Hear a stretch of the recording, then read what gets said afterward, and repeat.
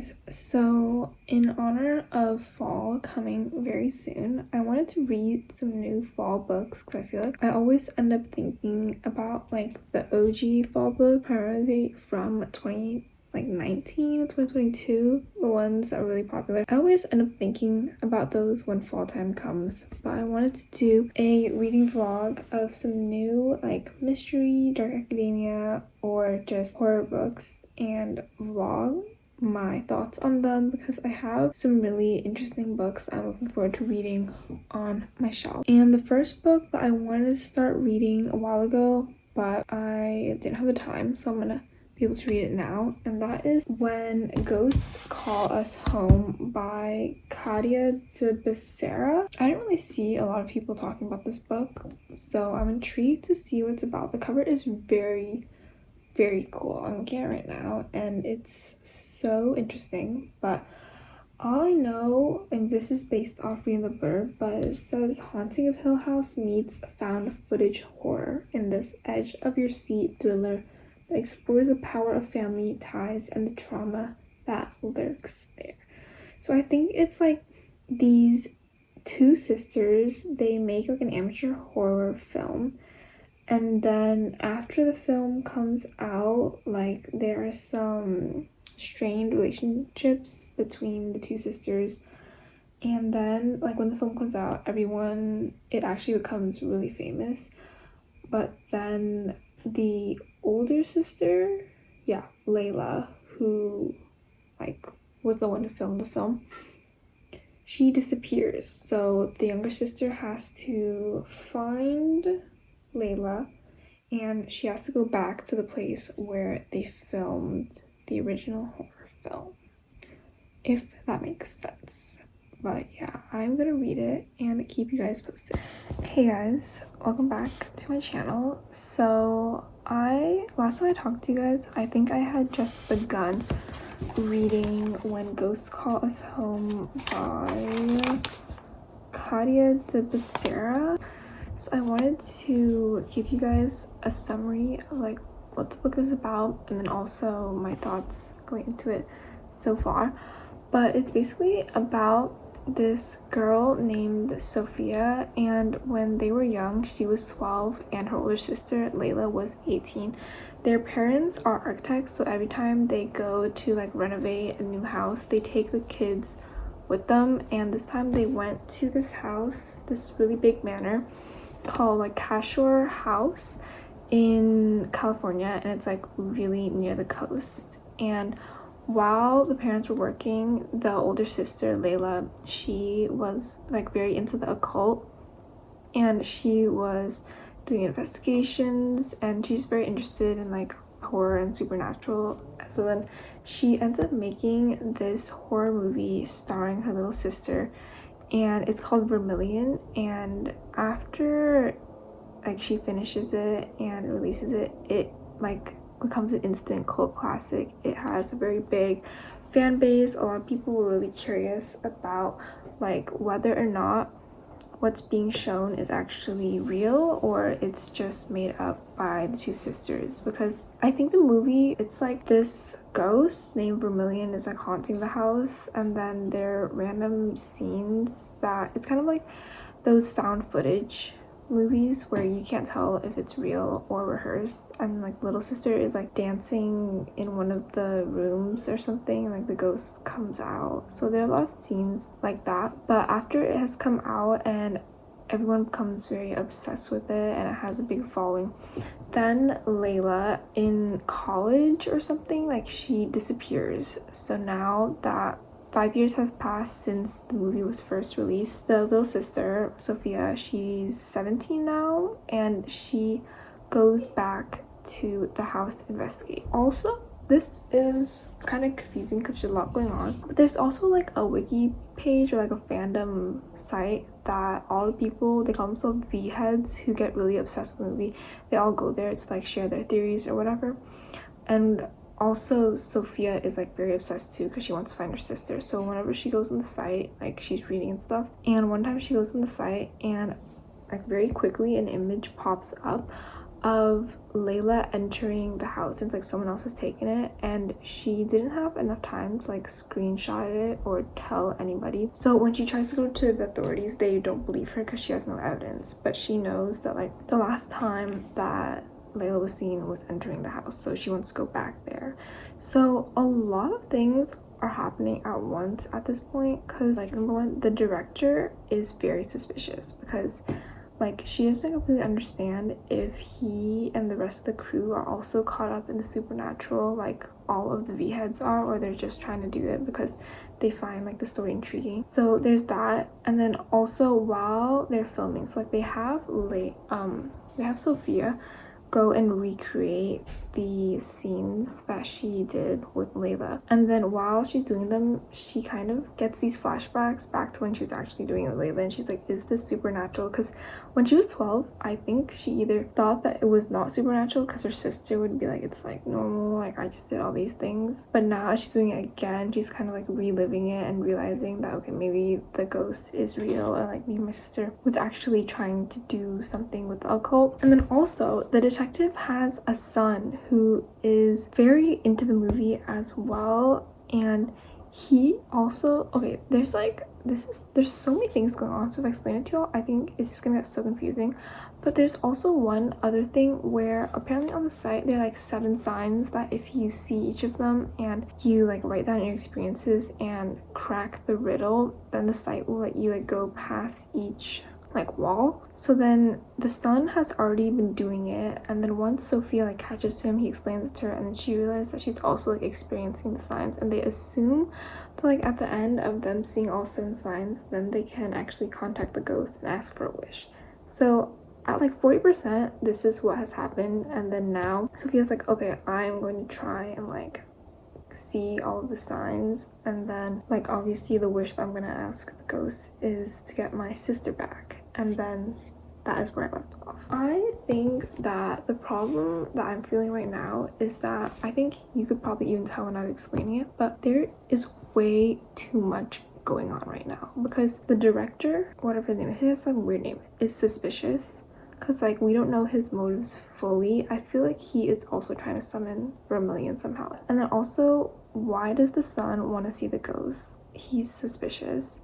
And then also just like the whole thing of like what happened to the sister and the logic. Then also like we don't completely know why Layla wanted to film the documentary or like the horror movie in the first place. I'm assuming it's because she wanted to contact the ghost, but like why did she even want to do that besides the fact that she was like really nosy or already into the occult? Like I don't understand why she was into the occult in the first place that made her do that. And also why she tried to sacrifice her sister. Like she was literally making her do all things that put her in danger instead of herself. And then there's just like random little tidbits about the house, I guess, to add to how scary it is, but to me it just made me confused because that wasn't adding. Like randomly she's just like, the west side of the house always has this smell and it always has this weird sound, and like I'm so glad that my bedroom is on the east side instead of the west.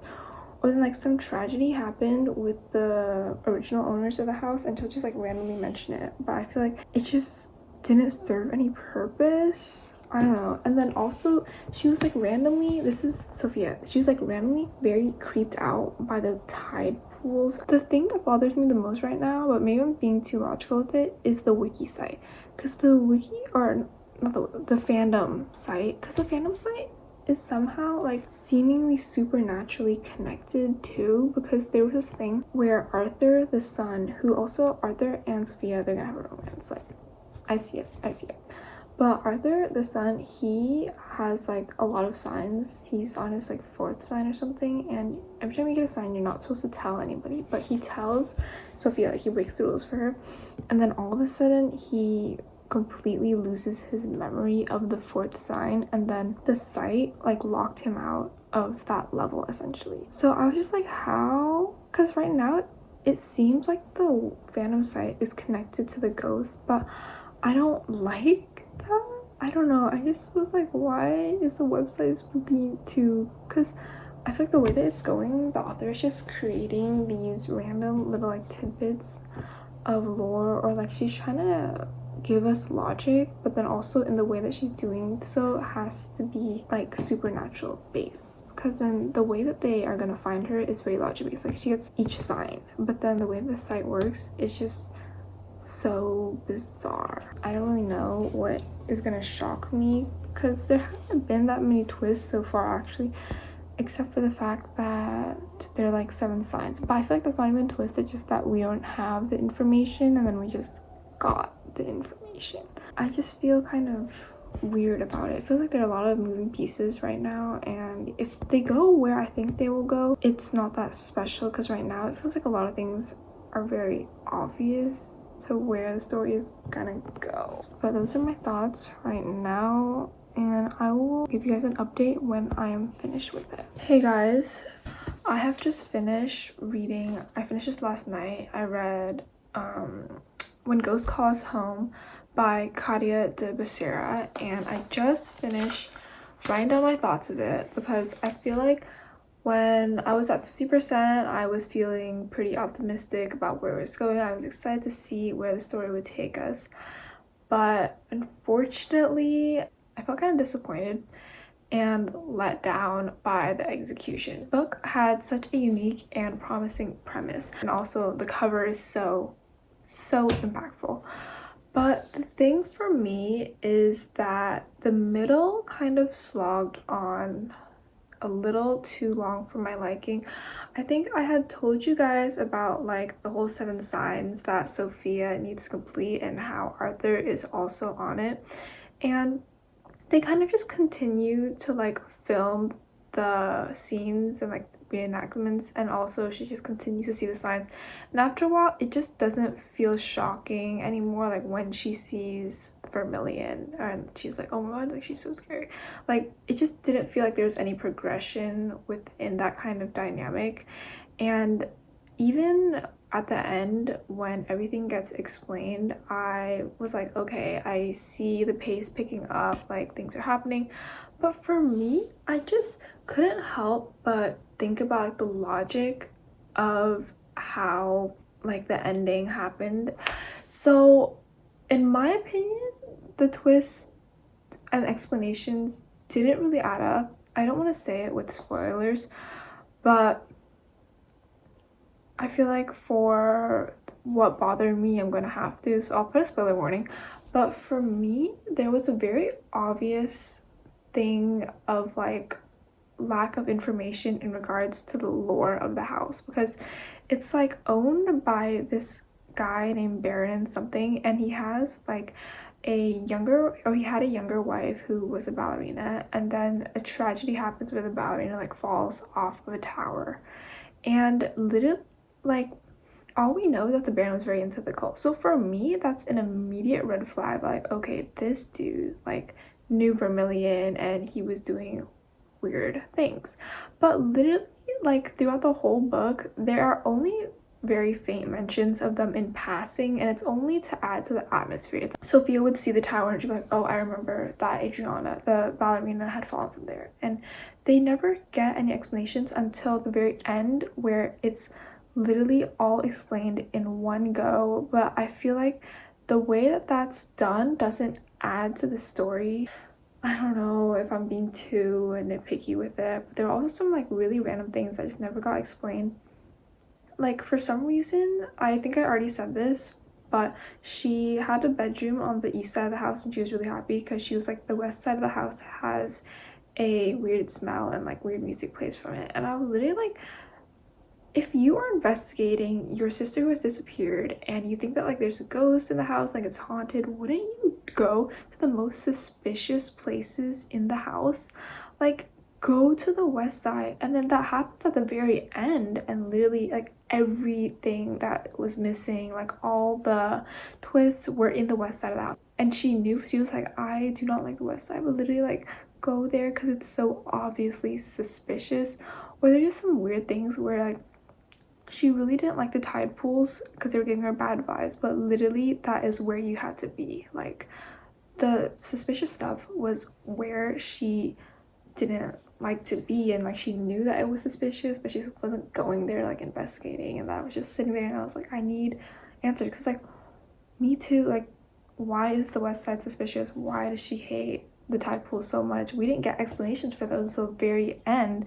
And then I was just like, well, this would have been useful to know. And then it's revealed that like the reason why Layla disappeared was because she knew that actually, why does Layla disappear? Layla disappears because it turns out that while filming the first scene, Sophia actually dies when she was very young, which made me angry because literally the fact that she dies forces Layla to make the deal with the ghost so that she can bring her sister back to life. But my brain is that if Layla was so into the occult and she like knew what she was getting into when she was beginning to film, and if she knew the history of Baron and the ballerina, wouldn't she know going in to filming her 12-year-old sister that like occult stuff was gonna happen that would be detrimental to her sister? I know I sound pretty negative about it, but I do think that if you want to read a ghost story that, in my opinion, the premise sounds like it could be more advanced YA or maybe even adult, but I think the book as a whole felt to me younger YA, so it's not all that scary. I don't know why I had such like personal gripes with it. I ended up giving it a 2 out of 5 stars. I think part of it also was my expectations. I was very excited going into this because it sounded so interesting, but it didn't really meet my expectations. So yeah, that is When Ghosts Call Us Home. So I have so many dark academia / fall books on my Libby shelf right now. I have Come Closer by Sarah Graham. This is another horror book. I think it's like also with possession. I also have Boys with Sharp Teeth. I do not know anything about this book, but it says We Were Liars meets the Raven Boys in this warped reimagining of pictures of Dorian Gray about dark revenge and the sinister secrets lurking behind an elite boarding school. I love a good boarding school. And then I also have The Incandescent by Emily Tesh, which is, this sounds so like perfectly right up my alley, but also it's making me feel like I have very high expectations for it because of this little blurb. But it says that Naomi Novik's Scholomance series meets plain bad heroines in the sapphic dark academia fantasy.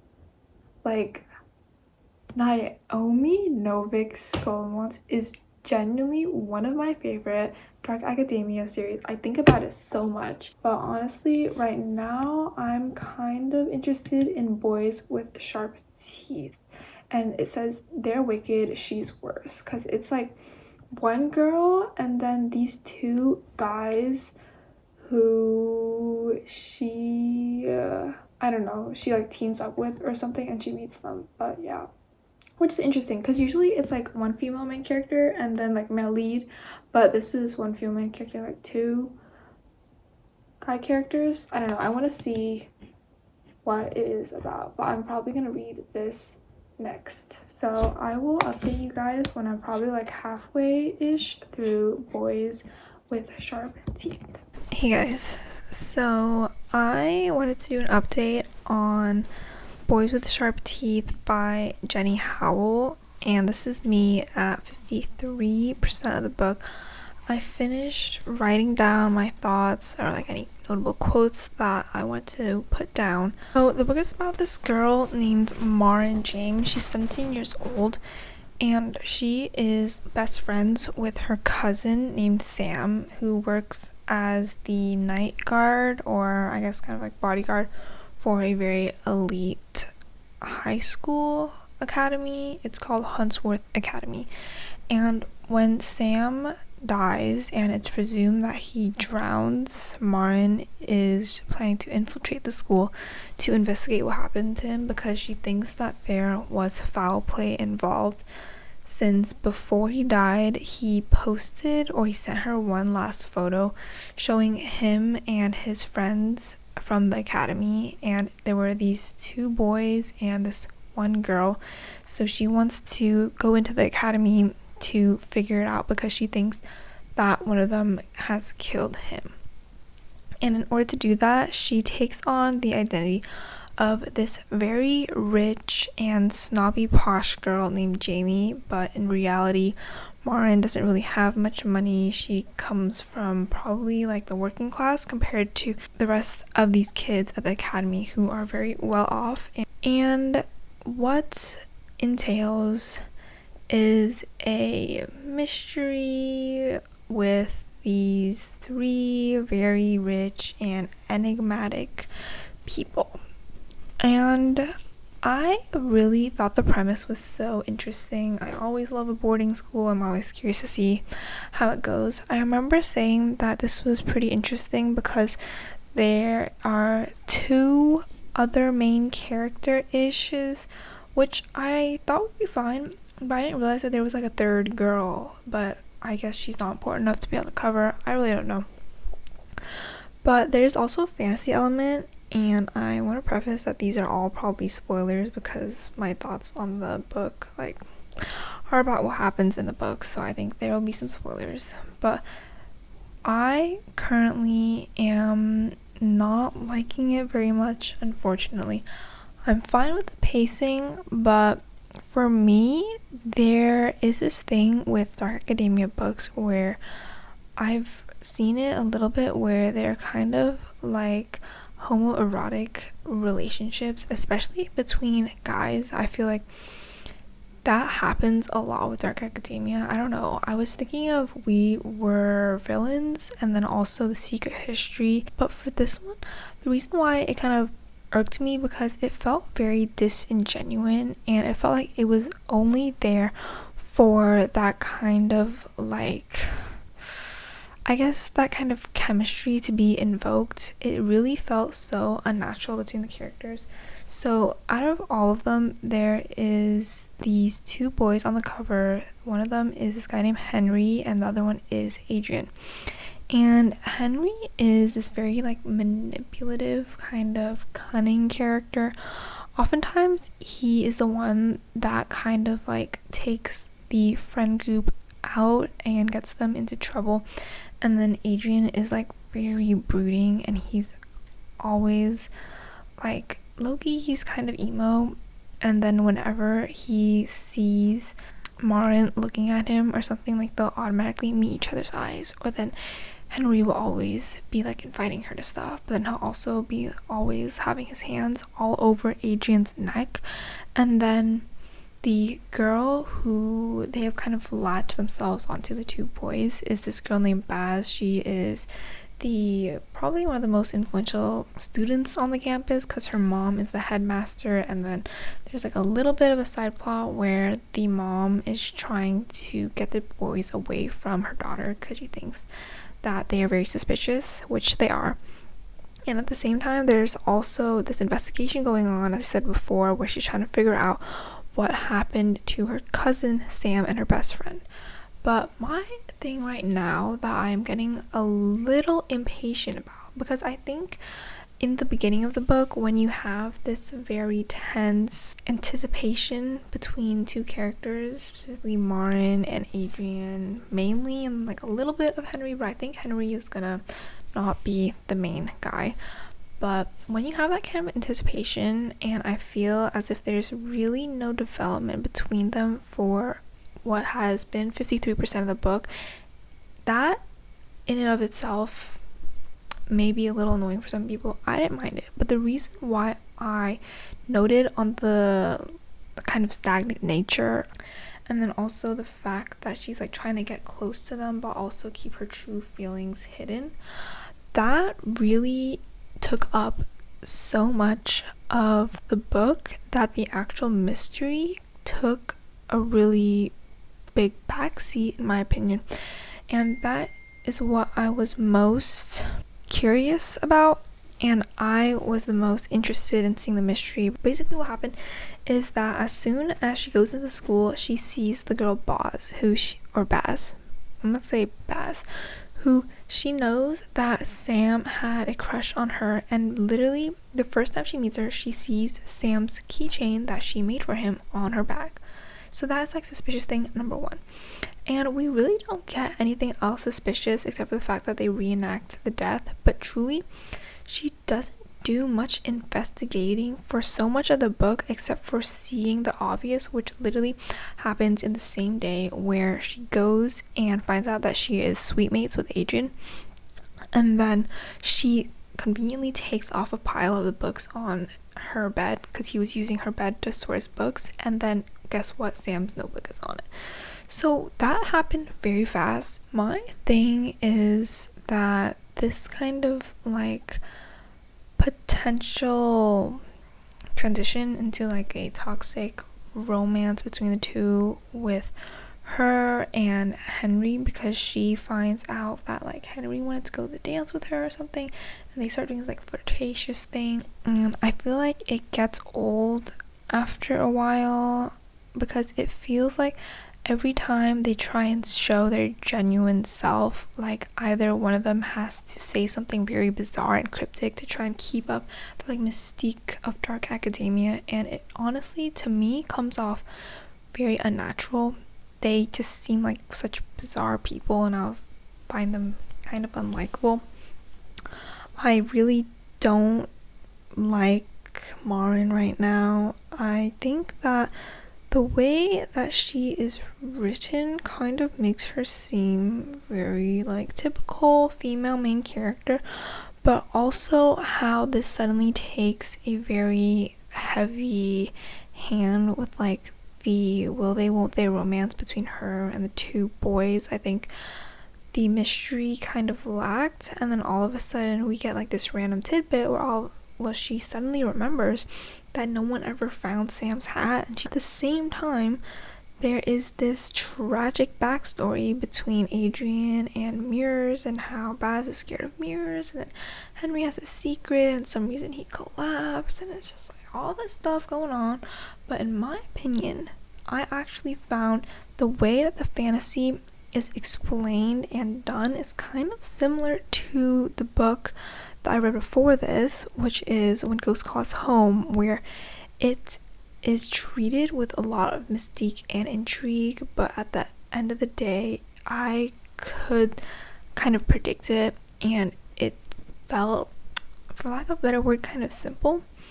I don't know why I am so like critical of this. Maybe it's because of how excited I was to read it. Like for some reason I'm cringing because it feels like it's trying too hard to fit this dark academia trope, and it's so tropey, and it's like playing too much into it that it kind of, as a reader, took me out of the book. And then I also wanted to comment on the writing style. I think it's just trying too hard to be this certain dark academia aesthetic that at some point it just is not enjoyable to read.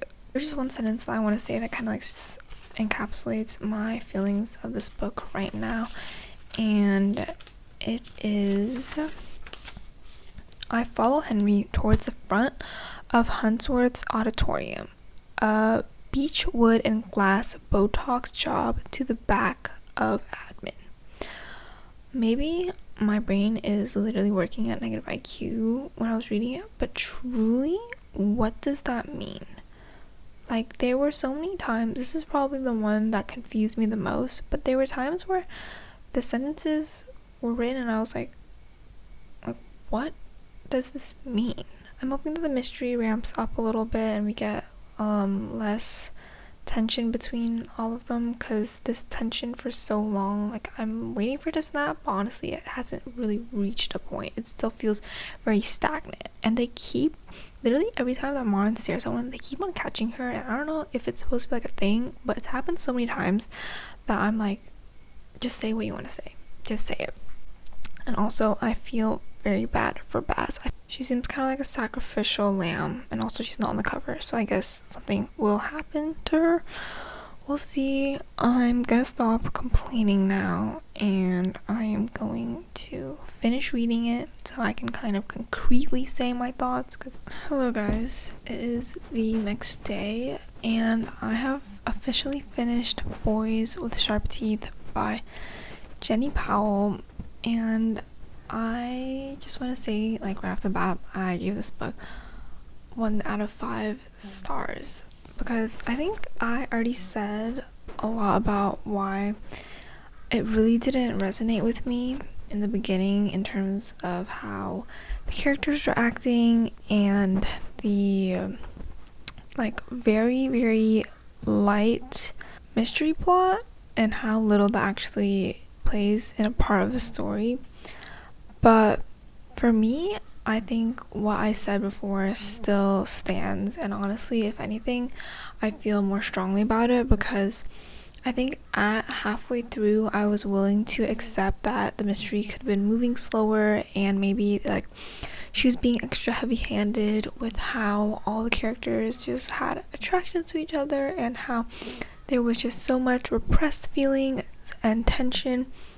But really, that does not get developed at all throughout the rest of the book. The mystery still does not get explained. There are like 1 or 2 tiny little efforts by the main character, Marin, to further the investigation. But honestly, she seems to be more interested in talking to her mysterious pen pal, who, spoiler, ends up being one of the boys, and she seems so much more interested in getting close to them because she's doing it under the pretense that she's going to betray them and somehow like find out the truth of what happened to her cousin.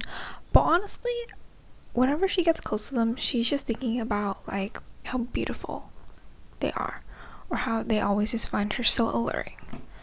And then until the very last few chapters is when, number 1, at this point there's like a very small fantasy element that gets revealed in the not gets revealed but gets hinted at in the beginning of the book, and it's very, very slightly mentioned, never truly explained until like the last few chapters. But honestly, at that point my tolerance for this book is so low because I think in probably the first 30% I was willing to kind of overlook how I guess I wasn't very drawn into it. But I think in the beginning you can kind of look over that because you're like, oh, there's still potential for the rest of the 70%.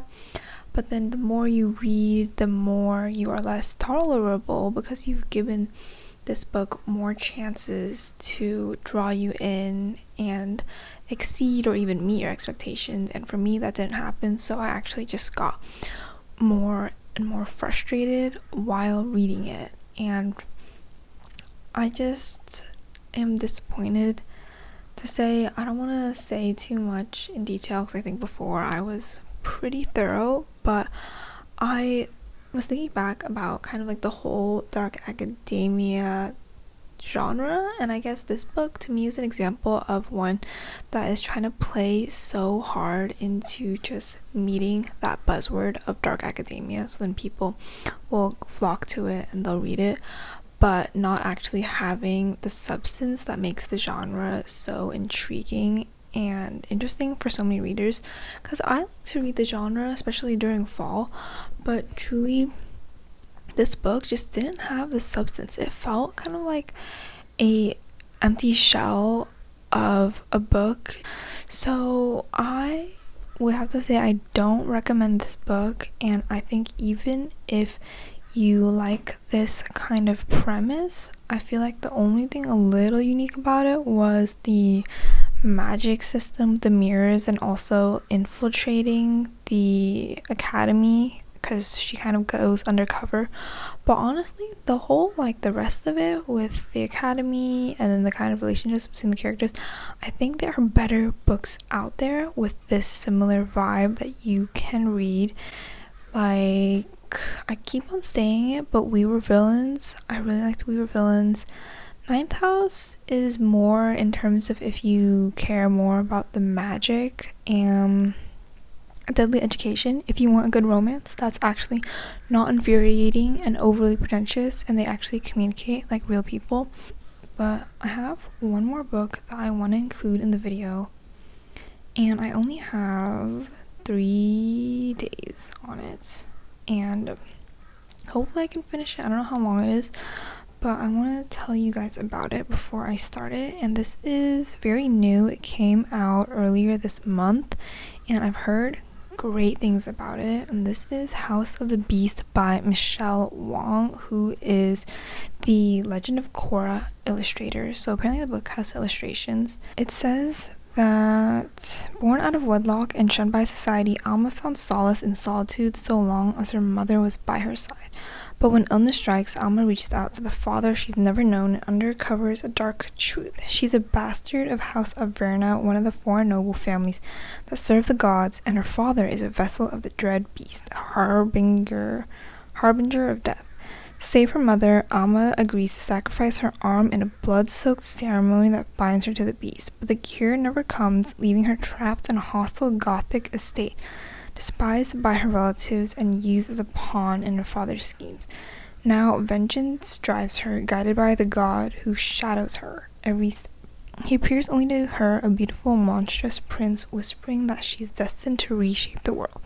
With his dark magic fueling her, Alma sets out to destroy the house that took everything from her. But as their bond deepens and their plans grow more perilous, she must decide if her god's honeyed words and her forbidden feelings for him are leading to her victory or dragging the mortal world to ruin. Wow, okay, honestly, when I first read the premise of it, I never fully understand, and I grasp like 20%, but this sounds very interesting. I will be reading this. Hopefully I get to 50% today because I don't have much time left, but I'll update you when I have anything to say about it. Hey guys, so I wanted to give you all an update on House of the Beasts by Michelle Wong. I am 53% of the way through and I have one day left to read it. I want to say my thoughts and also explain in a more coherent way what the book is about, because I didn't know before, but I do know now. So it follows this girl named Alma, and in the first, I guess like prologue-ish, maybe the first 7 chapters, it's her as she's 11 years old, and she was living in this small rural town called Mary, and her mother is her only family. Her dad is long gone. She was never able to meet him, and suddenly her mom falls ill, and the only physicians that are able to help her with her illness are like from the city, and you need to pay for them, and essentially she doesn't have the means to get her mom the treatment that she needs. Conveniently, at the same time, her dad goes to the small town, and there she realizes kind of who he is. She meets him for the first time, and she realizes that he is the second hand of the House of the Dread Beast, or just the Beast. And in this world, there are 4 like main gods that everybody worships, and her dad worships one of the gods, the Beast, House of the Beast. And he goes there to try and recruit her to the house that he is in, so that she will be essentially like his subordinate as he tries to become the first hand, which is like the ruler of the house, and he would have the most power. So she agrees to do that because he tells her that he will give her mother the physician and the help that she needs if she goes with him to the manor, or so like the House of Avera. I can't remember what it's called.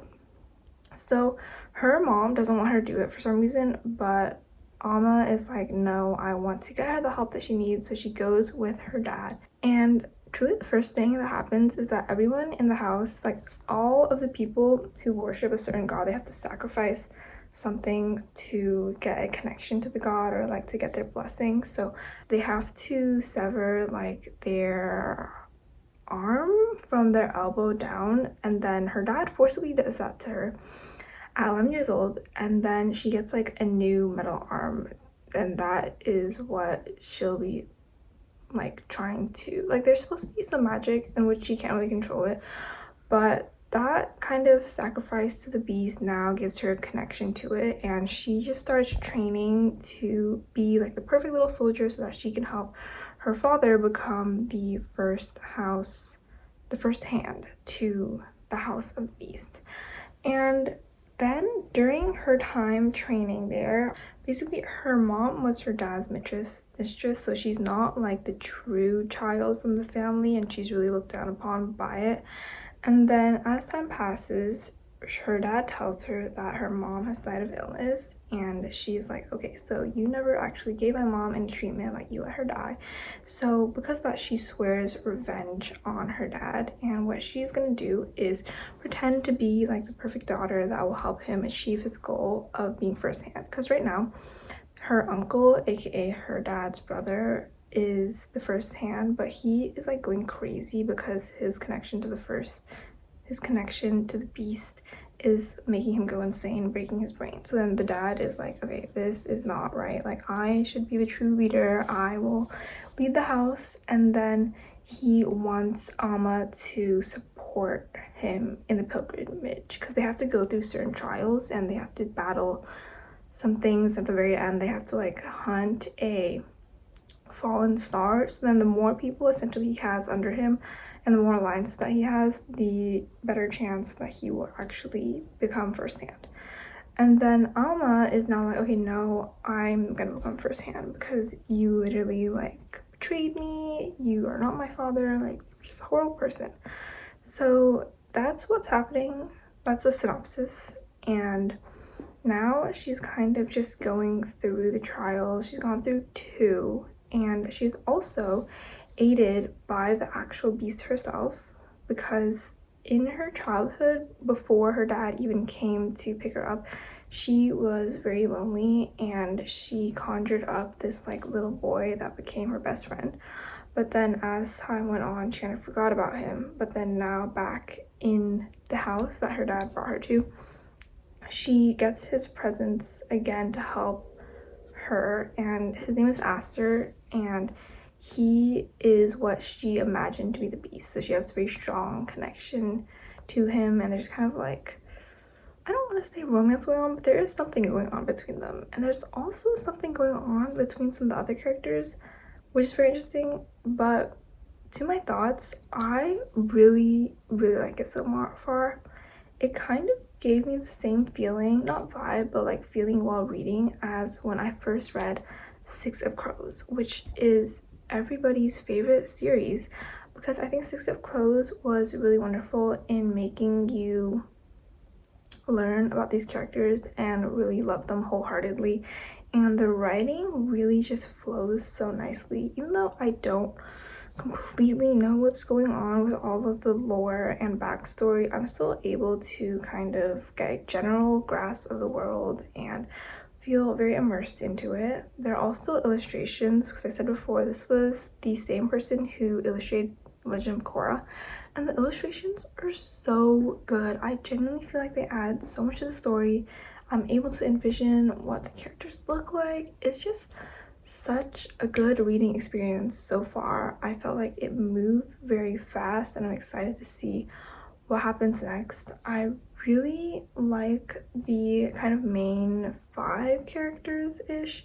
It's Alma, obviously, and then Aster, and then also at the same time, so it's like 3 main people going for first hand. It's Alma, her dad, and then her uncle's child, who is officially supposed to be the heir, who is this guy named Kame, and then he doesn't have any like connection himself for some reason. So then he made the whole family made an alliance with this other group called Metia group, where they get like divine sight or something if they sacrifice one of their eyes. So then he has someone essentially who he is seeding power from, so that he can, actually go through with the trials and have advantage. And the guy's name is Fion.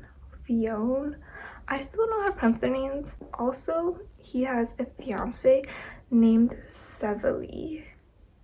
I don't know how to pronounce any of their names, who is currently letting Alma stay at her house, and yeah, she's also with the pilgrimage. But I just really like the character dynamics. I feel like they are very realistic. They're not one-dimensional at all. I feel like she's not really your typical female main character. She's definitely a strong main character, but sometimes I feel like they just have themselves like succumb completely to the romance, or maybe with the fantasy that I've been reading recently.